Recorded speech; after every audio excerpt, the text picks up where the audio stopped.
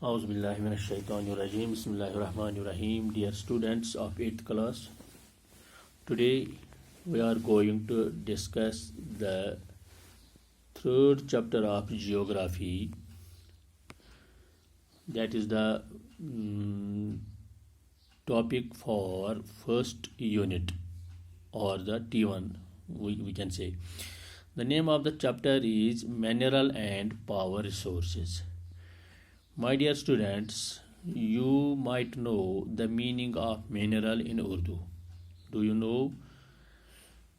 Yes, the meaning of mineral is मैदनियात. मैदनियात. अब बच्चों देखते हो कि मैदनियात की बहुत इम्पोर्टेंस है, क्योंकि ये मैदनियात से ही हम इकोनॉमिक ये जो स्ट्रेंथ किसी मुल्क में पाई जाती है, it is due to this mineral wealth. A country is considered as economically a sound country in which the resources are utilized, in which the minerals are utilized for the economic interest of the nation. So, my dear students, that our chapter is mineral and power resources. So, first of all, we will try to know what the minerals are. What the minerals are. So, dear students, a mineral is a naturally occurring solid. It is a naturally occurring solid. Organic and inorganic. It may be organic or it may be inorganic, but it is a natural occurring solid. It is created by nature, whether it is on the earth or it is inside the earth. Organic substance having an orderly atomic structure and a definite chemical composition. So these minerals have chemical composition. They have an orderly atomic structure as well. A mineral is composed of two or more elements. It is a mineral. It is composed, or we can say it is composed of. A mineral is not only a single mineral.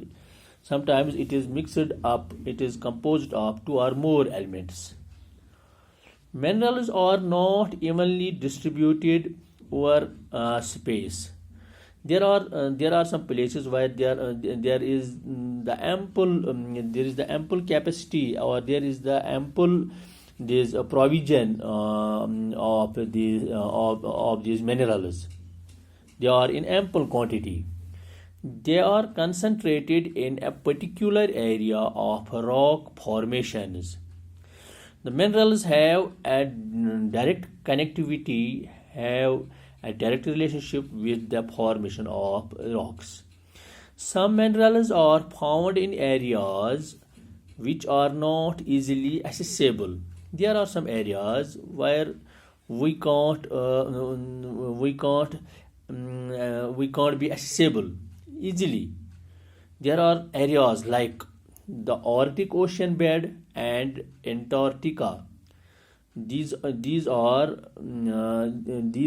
are not easily accessible by the people, by the scientists, by the geographers. Minerals are formed in different types of geological environments under varying conditions. They are created by natural processes without any human interference. It is not up to the humans that they can create a natural mineral, but it is the nature. It is the nature who forms these minerals. They are created by natural processes without any human interference. They can be identified on the basis of their physical properties. So these minerals can be identified on the basis of their physical properties. Like color, we can identify a mineral by its color, by its density, by its hardness, by its chemical property like solubility. So my dear students, we discuss here what a mineral is. Dear students, minerals have an importance, no, have an essential importance for the factories, for the economy of a state, for the development of a state, for the workers who work in different mineral fields, mineral these mines. So we can say minerals play an important role in the day-to-day life of the people. Dear students, how are minerals classified? How there are different types of these minerals. How we can classify them?